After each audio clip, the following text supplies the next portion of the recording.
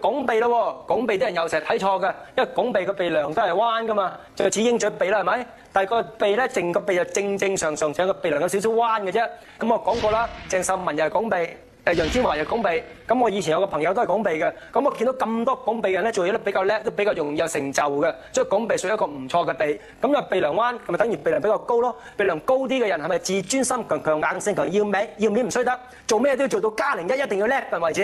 咁呢啲性格都可以推動人哋成功噶嘛。所以拱鼻嚟講咧，比較容易有成功機會。係咪遲婚好啲啊？但係拱鼻都要遲婚啱嘅。逢係女人鼻梁生得唔靚咧，都係比較適宜遲婚就好，叫羅馬鼻。咁我哋就講中國人叫有鼻節嘅鼻啦。咁有鼻節嚟講分兩種噶嘛。一種咧就係暗節，呢個就唔嚴重嘅，呢個叫明節係嚴重嘅。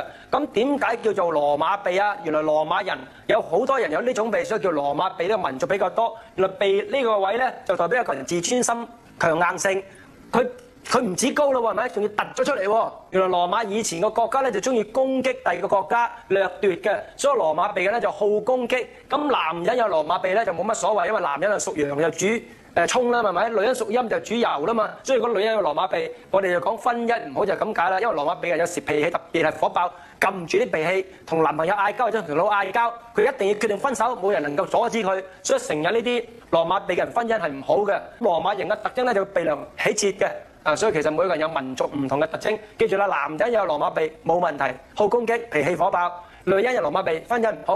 咁呢個有鼻節一樣啦，婚姻唔好啦。